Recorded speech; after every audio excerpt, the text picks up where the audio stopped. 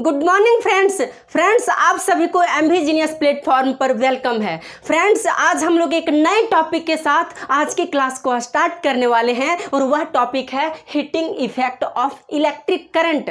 हम लोग electricity chapter को पढ़ रहे हैं और उस इलेक्ट्रिसिटी चैप्टर में एक टॉपिक है heating effect of electric current. इसी टॉपिक को आज हम लोग क्लियर करेंगे। इस टॉपिक में मुख्य रूप से पढ़ना पड़ता है हीट के बारे में, और हीट के बारे में जो सबसे पहले बताए थे फिजिस्ट, वह फिजिस्ट थे जूल्स। उस जूल्स के बारे में भी पढ़ना पड़ता है, तो हम लोग जूल्स लॉ को भी पढ़ेंगे और इस टॉपिक से रिलेटेड एक दो क्वेश्चंस भी हम लोग सॉल्व कर लेंगे जो न्यूमेरिकल्स होगा। तो आप लोग इस क्लास के अंत तक बने रहिए, क्योंकि इस टॉपिक से एग्जाम में किसी न किसी तरह से क्वेश्चन से पूछा जाता है। तो फ्रेंड्स सबसे पहली बात है, हम लोग टॉपिक को स्टार्ट करते हैं। टॉपिक को स्टार्ट करने से पहले हम आप लोगों को ये बताना चाहते हैं कि मान लेते हैं कि कोई बैटरी है, ये बैटरी है और इस बैटरी से कोई बल्ब को कनेक्ट कर दिया जाए, इस बैटरी से कोई बल्ब को कनेक्ट कर दिया जाए। तो अब खुद समझिए कि यदि आप ऐसा करके देखे होंगे और नहीं भी देखे होंगे तो कभी प्रैक्टिकल कर लीजिएगा। क्या जाता है, प्रैक्टिकल कर लीजिएगा कि एक बैटरी से एक बल्ब को कनेक्ट कर दीजिएगा और उसके बाद कुछ देर के बाद उसको छू करके देखिएगा, वो बल्ब जो है गर्म हो जा रही होगी, यानी गर्म हो जाती है। कभी ऐसा करके नहीं देखे होंगे तो प्रैक्टिकल कर लीजिएगा कि वो बल्ब गर्म हो जाती है। लेकिन कभी आपने ये सोचा कि ये बल्ब गर्म क्यों होती है? क्या ऐसी प्रॉब्लम होती है जिसकी वजह से ये बल्ब गर्म होती है? तो वही हम लोग पढ़ेंगे कि ये बल्ब गर्म क्यों होती है।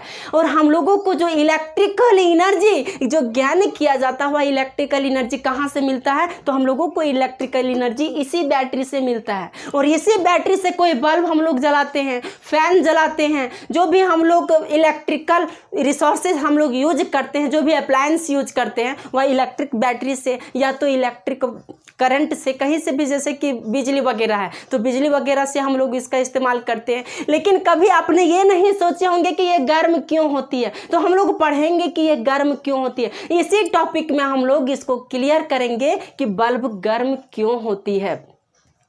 तो जब कोई बैटरी को कनेक्ट कर दिया जाता है ना, तो हम लोग जानते हैं कि बैटरी को कनेक्ट करने के बाद किसी बल्ब से उसमें इलेक्ट्रॉन फॉलो करती है, उस वायर में इलेक्ट्रॉन्स फॉलो करती है और इसी इलेक्ट्रॉन से करंट भी फॉलो करती है। ये तो हम लोगों को पता है, हम लोग पढ़ चुके हैं कि इसी वायर से करंट फॉलो करती है और इसी करंट में इलेक्ट्रॉन फॉलो करती है, क्योंकि इलेक्ट्रॉन ही तो एक तरह का करंट का फॉर्म है ना, तो इलेक्ट्रॉन फॉलो करती है।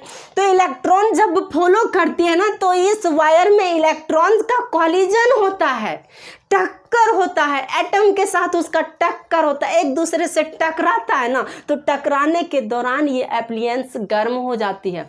और अब ये भी पता है कि वायर में क्या होता है, दुश्मन होता है, उस दुश्मन को हम लोग कहते हैं रेसिस्टेंस। तो रेसिस्टेंस की वजह से भी ये गर्म होती है और इलेक्ट्रॉन के कॉलिजन के वजह से भी ये एप्लियंस गर्म होती है।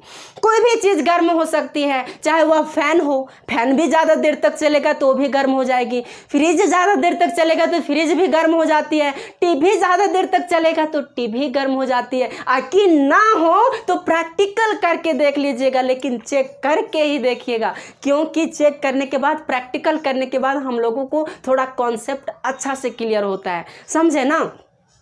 तो गर्म हो जाती है किसकी वजह से? तो इलेक्ट्रॉन के कॉलिजन की वजह से। मान लेते हैं कि इसमें इलेक्ट्रॉन जो फॉलो होता है, इस तरह इलेक्ट्रॉन फॉलो होता है, लेकिन बहुत सारी काफ़ी मात्रा में इलेक्ट्रॉन होते हैं और एक दूसरे से टकराते हैं। इसको फॉलो यानी बहने के क्रम में एक दूसरे से टकराते हैं। तो जब एक दूसरे से टकराएंगे, भिड़ंत होगा, झगड़ा होगा एक दूसरे में, तो गर्मी तो अपने आप पैदा होगी। खुद ही समझिए किसी हस्बैंड और किसी वाइफ के बीच में झगड़ा होगा तो उन दोनों के बीच में, जब कितना बड़ा ठंडा के दिन है, लेकिन यदि झगड़ा हो जाए तो उन दोनों के बीच में गर्मा गर्मी होगा ना, और गर्मा गर्मी होगा, लेकिन दोनों के फेस से पसीना चूबने लगेगा, यानी गर्मी आ जाएगी, गर्म हो जाएगा। क्यों गर्म होता है? तो झगड़ा होने की वजह से, कोलिजन होने की वजह से। तो वहाँ हस्बैंड और वाइफ का कोलिजन होता है, बट यहाँ इलेक्ट्रॉन का कोलिजन होता है। यही वजह है कि ये एप्लियंस, कोई भी एप्लियंस जो है सो गर्म हो जाती है, चाहे वह फैन हो, चाहे वह बल्ब हो, चाहे वह फ्रिज हो, टीवी हो, कोई भी एप्लियंस हो, इलेक्ट्रिक एप्लियंस, वह गर्म हो जाती है। तो साइंटिस्ट ने सोचे कि ये तो गर्म हो जा रही है, हीट जो है सो हम लोगों को मिलता है लेकिन वो फिजूल का है, उसका कोई हम लोग यूज नहीं कर पाते हैं। ये इलेक्ट्रॉन जो फ्लो हो रही है काइनेटिक एनर्जी में फ्लो हो रही है। काइनेटिक एनर्जी नहीं समझ रहे होंगे तो इतना ही समझिए कि जब कोई भी चीज़ मोशन करता है ना तो वहाँ एक एनर्जी रिलीज होती है। जैसे कि कोई भी चीज़ मोशन करता है, वाटर ही मोशन करेगा, वाटर ही चलेगा, बहेगा, तो यहाँ पर एक एनर्जी रिलीज होती है जिसको हम लोग कहते हैं काइनेटिक एनर्जी। चलने के दौरान, मोशन के दौरान एक एनर्जी रिलीज होती है जिसको हम लोग कहते हैं काइनेटिक एनर्जी। तो यहाँ इलेक्ट्रॉन मूव कर रही है, तो इलेक्ट्रॉन जब मूव करेगी तो यहाँ भी तो काइनेटिक एनर्जी होगा ना, बट ये काइनेटिक एनर्जी हीट एनर्जी में कन्वर्ट हो जाती है। किसमें? हीट एनर्जी में। काइनेटिक एनर्जी जो है, काइनेटिक एनर्जी किस में कन्वर्ट हो जाती है? तो हीट एनर्जी में। और यही हीट हम लोगों को मिलता है, लेकिन इस हीट का हम लोग का कोई यूज नहीं है। फैन गर्म होती है तो उसका कुछ, उस हीट का हम लोग यूज कर पाते हैं? बल्ब यदि गर्म होती है तो उसका हम लोग यूज कर पाते हैं? यदि कोई टीवी चला रहे, टीवी यूज हो, गर्म हो रही तो उसका हम लोग यूज कर पाते हैं? उस हीट का नहीं कर पाते ना। तो फिजिस्ट लोग ने दिमाग लगाया, उन्होंने सोचा, रिसर्च किया कि इस हीट को हम लोग फिजूल में नहीं जाने देंगे, इसका भी कोई एप्लियंस बना देंगे ताकि इस हीट का भी इस्तेमाल या यूज हो जाए।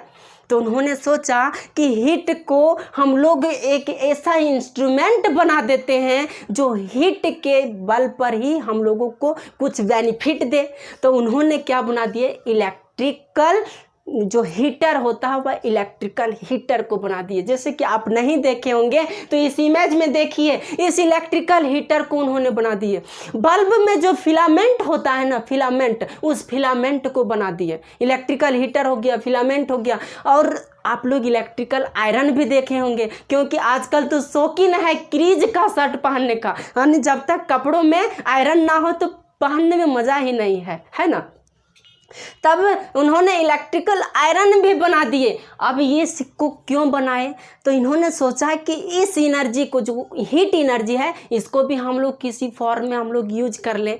तो जब हम लोग इलेक्ट्रिकल हीटर का इस्तेमाल करते हैं ना, तो इलेक्ट्रिकल हीटर में जो वायर उसमें कनेक्टेड होता है वह हाई रेसिस्टेंस का होता है। ये जो इलेक्ट्रिकल हीटर दिख रहा है, इसमें जो वायर है ना, वायर जो कनेक्ट होता है वो नाइक्रोम होता है, नाइक्रोम का वायर। और ये इस नाइक्रोम वायर में जो हीट होती है बहुत ज़्यादा हीट होती है, क्योंकि उसमें रेसिस्टेंस बहुत ज़्यादा होता है।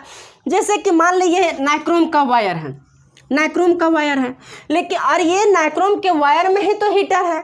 और इसमें क्या होता है? रेसिस्टेंस बहुत ज़्यादा होता है, रेसिस्टेंस बहुत ज़्यादा होता है, जिसकी वजह से ये हीटर जो है बहुत ज़्यादा गर्म, यानी ये वायर बहुत ज़्यादा गर्म हो जाती है। और बहुत ज़्यादा गर्म हो जाती है, लेकिन उसका यूज तो हम लोग करना पड़ेगा ना। तो उसका यूज हम लोग खाना बनाने के लिए कर देते हैं। हीटर का यूज हम लोग खाना बनाने के लिए करते हैं ना। ठंडों के दिनों में उसे हीट भी हम लोग लेते हैं, गर्मी भी लेते हैं, ताकि हमारी बॉडी को रिलैक्स मिले, तो उसका यूज़ करते हैं। अब इलेक्ट्रिकल आयरन का यूज़ हम लोग कपड़ा प्रेस करने के लिए कर देते हैं, क्योंकि वहाँ भी तो हम लोगों को हीट मिल रही है, एनर्जी मिल रही है, तो उस एनर्जी को हम लोग कपड़ा को प्रेस करने के लिए कर देते हैं, करते हैं ना। तो इस तरह से हीट का भी हमारे फिजिस्ट ने उसका भी यूज कर दिया। इस तरह के कई सारे ऐसे प्लान्स बनाए गए जो हीट के बेस पर फंक्शन करती है या वर्क करती है। तो ये बात समझ में आ गई कि काइनेटिक एनर्जी से हीट एनर्जी में यही इलेक्ट्रिक करंट कन्वर्ट होती है, काइनेटिक एनर्जी से हीट एनर्जी में। और उस हीट को हम लोग डिफरेंट अप्लायंस में हम लोग उसका यूज करते हैं। तो दूसरी बात यह है कि इस हीट के बारे में पता किसने लगाया?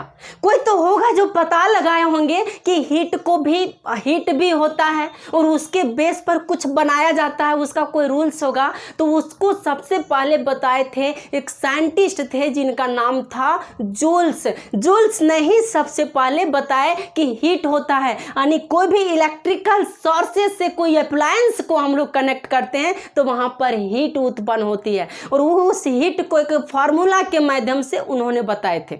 हम लोग एक सर्किट बनाते हैं और उस सर्किट के माध्यम से हम लोग इस इलेक्ट्रिकल जो रिसोर्सेस है ना इसके बारे में हम लोग समझते हैं। और इसका जो फार्मूला आता है, जिस फार्मूला को हम लोग फाइंड करना पड़ता है, जिसके बेस पर हम लोग कुछ न्यूमेरिकल्स को सॉल्व करना पड़ता है, उसको भी हम लोग सर्किट के माध्यम से देखते हैं कि कैसे ये फंक्शन करती है और कैसे इलेक्ट्रिक करंट बढ़ने से या पोटेंशियल डिफरेंस बढ़ने से कैसे जो है सो उसका पावर बढ़ जाता है, हीट बढ़ जाता है, उसको भी हम लोग एक सर्किट से समझते हैं। आपके बुक में भी दिया हुआ है, तो उसी सर्किट से भी हम लोग समझते हैं कि कैसे ये फंक्शन करती है। इसको इरेज करते हैं।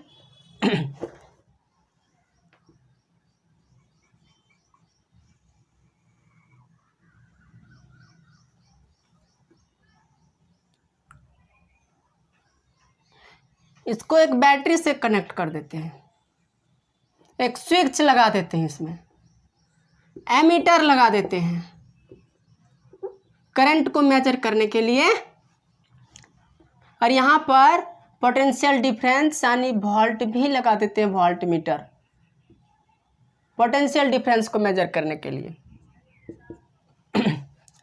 के इसको यार से डिनोट करते हैं। ये हो गया एक सर्किट। आप लोगों को बोर्ड चमक रहा होगा, लेकिन मजबूरी है, क्या कर सकते हैं, लाइट बहुत ज़्यादा कट रही है तो गेट खोल करके बनाना पड़ रहा है, इसलिए बोर्ड पूरा चमक रहा है। बहुत मजबूरी है, आजकल बहुत ज़्यादा लाइट भी कट रही है। तो चलिए एडजस्ट कीजिए, किसी तरह कॉन्सेप्ट को क्लियर कीजिए और बोर्ड चमके, इतना दिक्कत नहीं हो रहा होगा। तो इस सर्किट को देखिए। इस सर्किट में एक रेसिस्टेंस जोड़ा गया है, यहीं पर एक वोल्ट मीटर कनेक्ट किया गया है और यहीं पर एक सेल भी कनेक्ट कर दिए गए हैं और एक स्विच भी लगा दिए। ज़रूरत पड़ेगा ना कभी फैन ऑफ करने के लिए, ऑन करने के लिए। लाइट कट जा रही तो कोई दिक्कत नहीं, हम लोग कभी गर्मी आती है तो फैन को ऑन करना पड़ेगा ना, इसलिए यहाँ पर एक स्विच लगा दिए और एमीटर भी लगा दिए हैं ताकि कितना करंट फ्लो हो रही है वो भी मेजर हो पाए।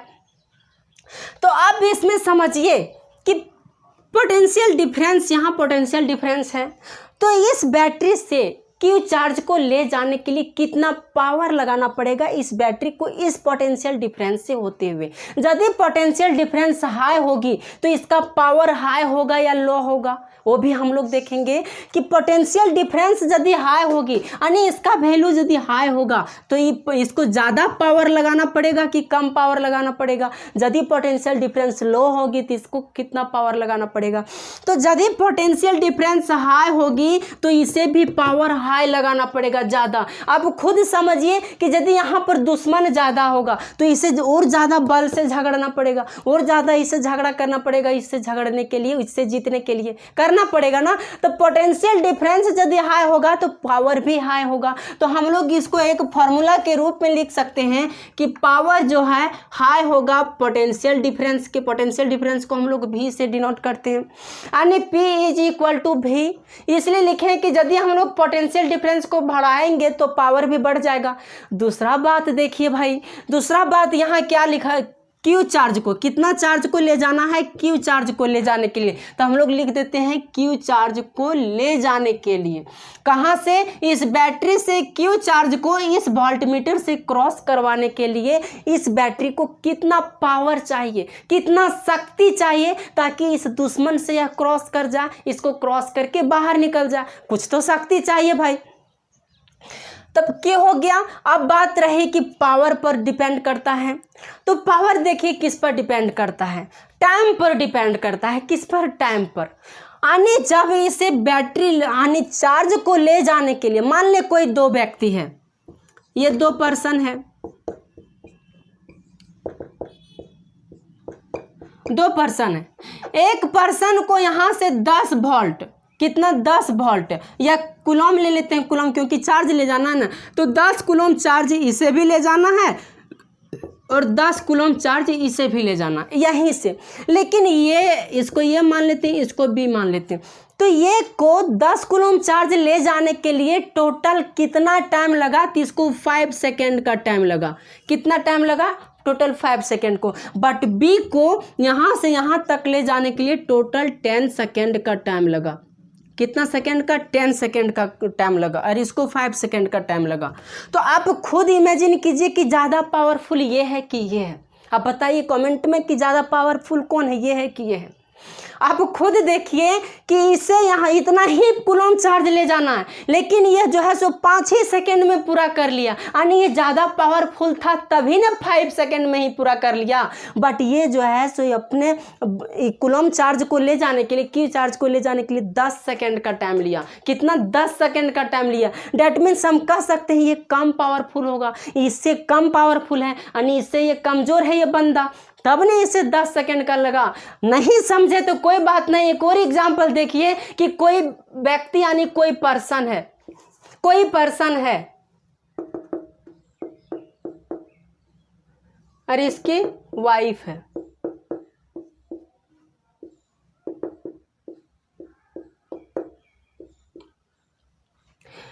अब इस पर्सन को अपनी बेटी को मनाने के लिए 10 मिनट का टाइम लगता है। बट इस अपनी बीबी को यदि रूठ जाए इसकी बीबी, तो इसकी बीबी को मनाने के लिए पूरी लाइफ कम पड़ जाएगी, फिर भी यह नहीं मानेगी। लेकिन हम पूरी लाइफ नहीं लेते हैं, बल्कि 1 ही घंटा मानते हैं कि 1 ही घंटा में मान जाए, क्योंकि समझदार होगी, अच्छी होगी तो 1 ही घंटा मान जाएगी, और नहीं समझदार होगी तो पूरी लाइफ गुजर जाएगी। लेकिन फिर भी इन दोनों के बीच में कभी भी कंपैरिजन या समझौता नहीं बन पाएगा। इसलिए अच्छा हम सफ़र होना बहुत ज़रूरी है। यदि अच्छा हम सफ़र नहीं होना तो उसकी ज़िंदगी जन्नत बन जाती है। अब देखिए कि इसको मनाने के लिए 1 आवर लगा और इसको मनाने के लिए 10 मिनट का टाइम लगा। अब ये बंदा कहीं पर काम करता है, कोई ऑफिस में बहुत ही बड़ा पोस्ट पर है, कितनों ही पावरफुल है, लेकिन जब ये बंदा घर आता है, बाहर तो ये शेर है, लेकिन जब ये बंदा घर आता है तो घर में इस शेरनी के कब्जे में ही रहना पड़ता है, शेरनी के कब्जे में रहना पड़ता है। लेकिन इसे अपनी बेटी को मनाने के लिए, कोई जिद को पूरा करने के लिए 10 मिनट का टाइम लगता है, और अपनी वाइफ को मनाने के लिए इसे 1 घंटे का टाइम लगता है। तो बताइए, आप ही बताइए कि इसका पावर जो है इसके सामने क्या होगा? कम पड़ जाएगा ना, कम पड़ जाएगा ना। हम कह सकते हैं वही कि जब टाइम बढ़ेगा तो इसका पावर घटेगा। कह सकते हैं कि जब टाइम बढ़ेगा तो पावर घटेगा। इस अप्लायंस में यही होगा, जब टाइम बढ़ेगा तो इसका पावर भी क्या होगा? कम होगा, पावर कम होगा। अब इसको मनाने के लिए इसे कम टाइम का लगता है, कम टाइम, तो इसके सामने इसका पावर जो है सो हाई होगा। क्या होगा? इसके सामने इसका पावर हाई होगा। तो इस अप्लायंस में, इस सर्किट में हम लोग ये भी कह सकते हैं कि जब टाइम घटेगा यानी 5 सेकेंड ही रहेगा तो इसका पावर जो है सो बढ़ेगा, पावर जो है सो बढ़ेगा। तो यहाँ हम कह सकते हैं कि पावर जो है सो और टाइम के इन्वर्सली प्रोपोर्शनल है। क्या है? Inversely proportional. तो हम लिख सकते हैं इसको इरेज करके कि टाइम जो है सो इन्वर्सली प्रोपोर्शनल है, यानी टाइम जो है सो नीचे होगा। कहाँ पर होगा? नीचे होगा। तो ये जो है पावर का फॉर्मूला जनरेट हो गया। अब इस फार्मूला से समझिए कि यदि हम लोग किसी सर्किट में पोटेंशियल डिफरेंस को बढ़ाएंगे तो उसको अधिक पावर लगेगा, यानी इसका वैल्यू यदि बढ़ेगा तब पावर भी बढ़ेगा। और करंट को यानी क्यू चार्ज यदि बढ़ेगा, यानी जितना हम लोग चार्ज लेंगे, 1 यूनिट चार्ज को ले जाएंगे तो इसको 1 पावर जो है सो 1 यूनिट का काम करना पड़ेगा, यानी 1 कूलम चार्ज का काम करना पड़ेगा। लेकिन यदि इसको हम लोग 10 कूलम चार्ज को ले जाएंगे तो इसका पावर भी तो हाई होगा, पावर भी बढ़ेगा। यानी पावर जो है सो इस इलेक्ट्रिक चार्ज के डायरेक्टली प्रोपोर्शनल है। कह सकते हैं ना कि पावर जो है इलेक्ट्रिक चार्ज के डायरेक्टली प्रोपोर्शनल है, और पोटेंशियल डिफरेंस भी पावर का डायरेक्टली प्रोपोर्शनल है। यही फार्मूला हम लोगों को फाइंड आउट करनी पड़ती है। बट आप देखिए इस फार्मूला में आप यदि पढ़े होंगे स्टार्टिंग से, नहीं भी पढ़े होंगे तो अभी सीख जाइएगा कि इस फार्मूला में कोई क्लू मिल रहा है, कोई क्लू मिल रहा है। आप ध्यान से देखिए कि Q/T एक देखा देखा सा लग रहा है। कहीं हम इसको देखे हैं, Q/T को कहीं हम देखे हैं किसके इक्वल होता है? तो ये Q/T I के इक्वल होता है, यानी I = Q/T होता है। कहीं देखा देखा सा है। तो हम लोग इसको लिख सकते हैं कि पावर जो है = VI लिख सकते हैं ना। तो यही तो एक तरह का फार्मूला है। यही फार्मूला को तो हम लोगों को फाइंड आउट करनी थी। तो यही फार्मूला समझ गए। अब हम लोग समझते हैं जूल्स लॉ को और जूल्स के फार्मूला को। तो इसको हम लोग इस सर्किट को मिटाते हैं और इसको इरेज करते हैं। अब हम लोग जूल्स के बारे में पढ़ते हैं, जो एक फिजिस्ट थे। इन्होंने ही सबसे पहले हीट के बारे में पढ़े और इन्होंने ही heating effect of electric current को भी दिया, इसलिए इसके बारे में तो पढ़ना जरूरी है। इन्होंने कौन से फार्मूला को दिया और किस फार्मूला के बेस पर इन्होंने हीट को निकालना शुरू किया, और इसी के मेथड पर या इसी के लॉ पर ही, इसी के लॉ से रिलेटेड ही जो एप्लियंस बनाए गए, हीटर बनाया गया, इलेक्ट्रिक हीटर चाहे इलेक्ट्रिक आयरन बनाया गया, या जो भी हीट से रिलेटेड जो भी एप्लियंस बनाया गया, तो सारे के सारे इसी के रूल्स के बेस पर ही बनाया गया। तो इसके बारे में तो पढ़ना तो पड़ेगा भाई कि इन्होंने क्या ऐसा चीज बताए थे और कौन सी ऐसी फार्मूला को इन्होंने डिराइव किए थे जिसकी वजह से हम लोग हीट निकाल लेते हैं और उस हीट के मेजरमेंट के बेस पर हम लोग उसका इंस्ट्रूमेंट या उसका कोई एप्लियंस बना लेते हैं। तो सबसे पहले जूल्स ने बताया था, if the source of energy is found in the form of heat is called heating effect of electric current. यानी जब एनर्जी के सोर्स को हीट के रूप में ज्ञान किया जाता है तो उसी को हम लोग कहते हैं heating effect of electric current. तो बात रहे कि इन्होंने इस एप्लियंस में या इस सर्किट के बेस पर इन्होंने क्या ऐसा बताया था। तो इन्होंने बताया कि कोई भी बैटरी को यदि हम लोग कनेक्ट करते हैं किसी भी अप्लायंस से, जैसे कि एक बैटरी से हम लोग एक बल्ब को कनेक्ट करके देखे थे, भी एक बल्ब को जब हम लोग कनेक्ट किए थे तब देखे कि ये बल्ब जो है सो गर्म हो जा रही थी। स्टार्टिंग में हम लोग समझे कि ये बल्ब गर्म हो जा रही थी। तो इन्होंने बताया कि जब किसी बैटरी से कोई भी एप्लियंस हो, चाहे वह पंखा हो, चाहे वह इलेक्ट्रिक आयरन हो, चाहे वह इलेक्ट्रिक हीटर हो, चाहे वह कोई भी टीवी हो, कोई भी इलेक्ट्रिक एप्लियंस हो, यदि उससे कनेक्ट किया जाता है तो उसमें हीट प्रोड्यूस होती है, और जितना हीट प्रोड्यूस होती है उस हीट में इलेक्ट्रिक करंट जो फॉलो होती है वह हीट के डायरेक्टली प्रोपोर्शनल होता है। किसका? हीट का डायरेक्टली प्रोपोर्शनल होता है। इन्होंने बोला कि जो हीट होता है वह किसके डायरेक्टली प्रोपोर्शनल होता है? तो इलेक्ट्रिक करंट के डायरेक्टली प्रोपोर्शनल होता है। डेट मीन्स हम लोग इसको लिख सकते हैं कि H जो है सो डायरेक्टली प्रोपोर्शनल होता है इलेक्ट्रिक करंट के। लेकिन इन्होंने इतना ही नहीं छोड़ दिए, इन्होंने बोले कि जो इलेक्ट्रिक करंट फॉलो होती है उसका स्क्वायर होना चाहिए। क्या होना चाहिए? उसका स्क्वायर। तब हम यहाँ पर स्क्वायर लगा देते हैं, यानी हीट जो है सो इलेक्ट्रिक करंट के स्क्वायर के डायरेक्टली प्रोपोर्शनल होता है। पहला चीज जूल्स ने यही बोले थे। सेकेंड चीज इन्होंने बताया कि जब कोई रेसिस्टेंस इसमें कनेक्ट कर दिया जाता है, किसको? रेसिस्टेंस को, तो उस रीजन से भी हीट ज़्यादा बढ़ती है। उस रीजन से भी कोई भी एप्लियंस हीट होता है या गर्म होती है ना। तो ये भी यदि हम लोग रेसिस्टेंस को बढ़ाएंगे, किसको? रेसिस्टेंस को बढ़ाएंगे, जितना सारा दुश्मन रहेगा उतना ज़्यादा गर्म होगी कोई भी एप्लियंस या कोई भी वायर। तो ये जो रेसिस्टेंस होगा वो भी किसके डायरेक्टली प्रोपोर्शनल होगा भाई? तो वो भी डायरेक्टली प्रोपोर्शनल होगा हीट का। तो सेकेंड हम लोग लिख सकते हैं कि हीट जो है वो डायरेक्टली प्रोपोर्शनल किसका होगा? तो किसका डायरेक्टली प्रोपोर्शनल किसका होगा? तो रेसिस्टेंस का, TANC, रेसिस्टेंस का डायरेक्टली प्रोपोर्शनल होगा। यानी इसको हम लोग मैथमेटिकल फॉर्म में इस तरह लिख सकते हैं, H डायरेक्टली प्रोपोर्शनल R। कोई दिक्कत समझने में नहीं आ रही होगी।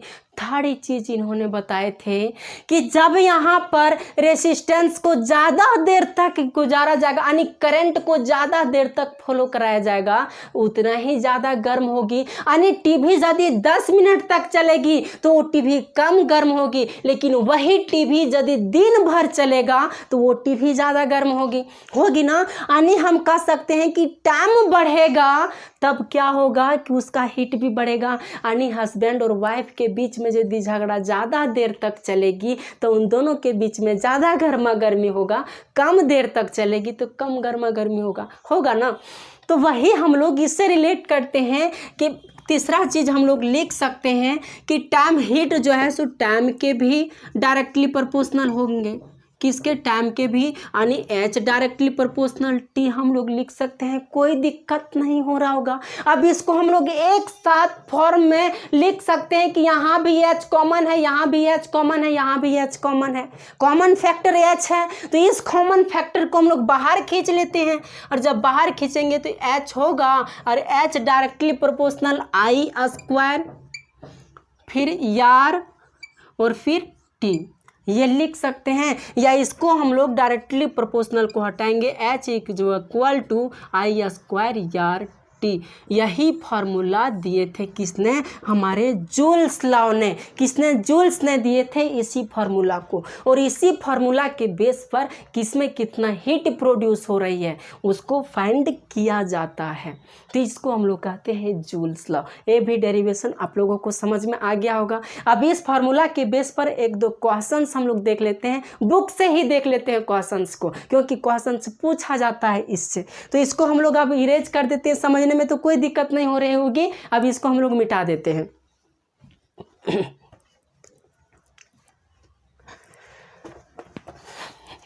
तो हम लोग जो है सो दो कॉन्सेप्ट को क्लियर किए और दो फार्मूला को फाइंड किए, तो दो क्वेश्चंस भी हम लोग सॉल्व कर लेते हैं। तो आप लोग पेज नंबर 218 यदि बुक होगा आपके पास तो वो निकाल लीजिएगा, उसमें क्वेश्चंस आप देखिए लगा दिए हैं ऊपर में। इसमें बताया गया कि an electric iron of resistance 20 ohm takes ये current of 5 ampere, calculate the heat developed in 30 second. इसमें आप देखिए कि बताया गया है कि एक इलेक्ट्रिक आयरन है, क्या है, एक इलेक्ट्रिक आयरन। इलेक्ट्रिक आयरन का हम इमेज छाप लेते हैं भाई, जैसा भी इलेक्ट्रिक आयरन समझिए कि ये इलेक्ट्रिक आयरन है, एक इलेक्ट्रिक आयरन है, और इस इलेक्ट्रिक आयरन में रेसिस्टेंस इसका कितना है, आर जो है सो 20 ओम है, रेसिस्टेंस इसका 20 ओम है, इसमें से 20 ओम रेसिस्टेंस है, और इसको जो करंट दिया जा रहा है 5 एम्पियर करंट दिया जाए, कितना, 5 एम्पियर करंट इसको दिया जा रहा है, और ये 30 सेकेंड में गर्म होती है, कितना सेकेंड में, 30 सेकेंड में जो है ये गर्म होती है। तो आपको बताना है कि ये गर्म होगी, वो कितना गर्म होगी, यानी कितना हीट को यह रिलीज करेगी, कितना हीट को रिलीज करेगी। तो सबसे पहले आप खुद सोचिए कि क्या क्या दिया है, कॉन्सेप्ट को क्लियर कीजिए कि यहाँ देखिए कि टी दिया हुआ है, यहाँ देखिए यार दिया हुआ है, और यहाँ एच फाइंड आउट करना है, और रेसिस्टेंस भी दे दिया गया है, और यहाँ जो है सो आई दिया हुआ है।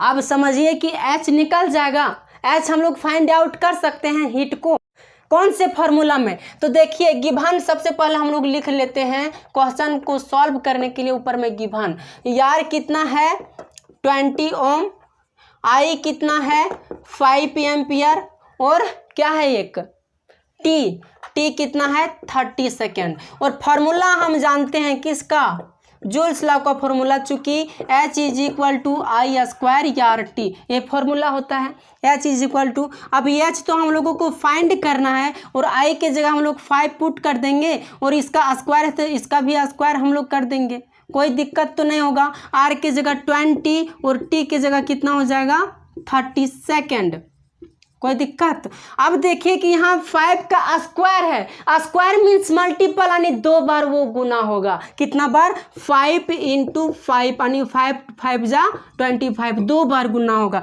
तो यहाँ 5 का स्क्वायर कितना हो जाएगा 25 × 20 × 30। Any problem, no. अब 25 टू जा कितना हो गया, 25 टू जा 50, 25 टू जा 50 इंटू 13 हो गया। अब इनको हम लोग मल्टीप्लाई करेंगे तो कितना हो गया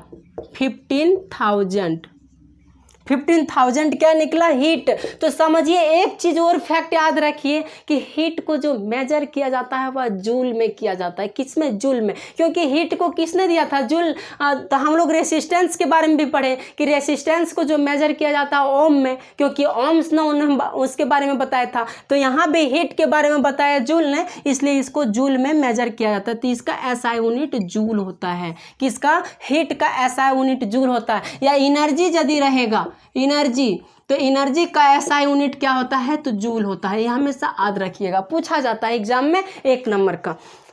तो ये समझ गए कि किस तरह सॉल्व हुआ। सो कुछ करना नहीं था, सिर्फ फार्मूला में इसको पुट करना था और इसे सॉल्व करना था। और इसी तरह का क्वेश्चन से पूछा जाता है। कभी कभी ऐसा होता है कि ये दे दिया रहता है, ये दे दिया रहता है, इसको फाइंड आउट करना होता है, ये भी दे दिया रहता है। कभी कभी इन तीनों दे दिया रहता है, इसको फाइंड आउट करना है। कभी कभी ये तीनों दे दिया रहता है, इसको फाइंड आउट करना है। यही मैचबल रहता है और कुछ रहता नहीं, यही सिर्फ कभी इसको मिसिंग कर दिया, कभी इसको मिसिंग कर दिया, कभी इसको मिसिंग कर दिया। लेकिन कॉन्सेप्ट आप लोगों को क्लियर हो गई ना। अब दूसरा क्वेश्चन हम लोग सॉल्व करते हैं, क्योंकि टाइम तो है नहीं ज़्यादा, बहुत लंबी वीडियो भी बन जा रही होगी।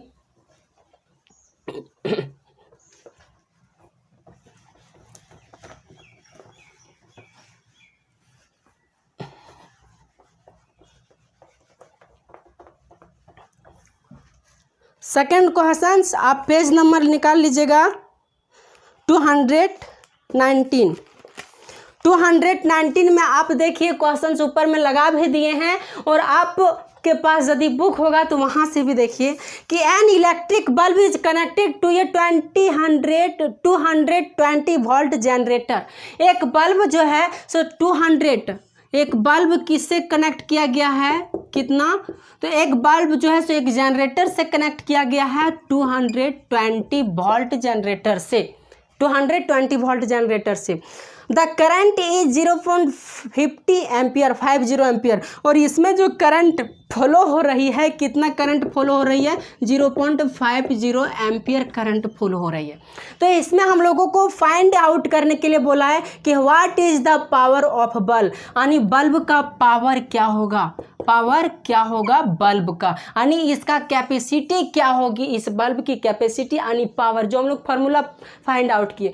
तो एक फार्मूला आप खुद समझिए कि फार्मूला तो आप समझ गए, लेकिन आप खुद दिमाग लगाइए कि यहाँ पावर को फाइंड आउट करना है, और यहाँ पोटेंशियल डिफरेंस भी दे दिया है, और यहाँ पर इलेक्ट्रिक करंट आई दे दिया है। तो कौन से फार्मूला से हम लोग पावर को फाइंड कर सकते हैं, कौन से फार्मूला को फाइंड कर सकते हैं। तो एक फार्मूला हम लोग अभी पढ़े, P = VI।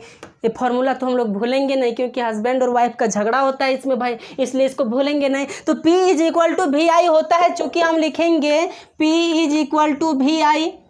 अब P की हम लोगों को पावर फाइंड करना भी दे दिया है 220 वोल्ट इंटू कितना है 0.50 एम्पियर। अब इसको हम लोग मल्टीप्लाई करेंगे, 5 2 जा 10, 5 2 जा 10 और 1 11 और 1 पॉइंट के बाद 0.1 दे दिए। अब कितना गया 110। लेकिन पावर का ऐसा यूनिट होता है वाट, क्या होता है वाट। याद रखिएगा कि पावर का ऐसा यूनिट वाट होता है, लिख देते हैं SI यूनिट ऑफ पावर क्या होता है वाट, और SI यूनिट ऑफ एनर्जी, चाहे किसी भी तरह का एनर्जी हो, एनर्जी क्या होता है जूल।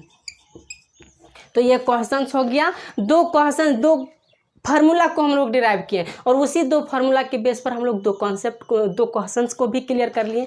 तो चलिए आज के सेशन को, इस टॉपिक को यहीं पर समाप्त करते हैं, यहीं पर ये टॉपिक ख़त्म होती है। अब हम लोग नेक्स्ट क्लास में नेक्स्ट टॉपिक के साथ स्टार्ट करेंगे। तो यदि आप लोगों को हमारी मेहनत आप पसंद आती होगी या कुछ सीखने को मिलता होगा, तो जाते जाते आप लोगों से ये रिक्वेस्ट करेंगे कि आप लोग इस चैनल को सब्सक्राइब करके जाइएगा, लाइक करके जाइएगा, और बगल में बेल आइकन भी होगा, उसमें ऑल नोटिफिकेशन ऑन करके भी जाइएगा। Thank you very much. जय हिंद, नमस्कार।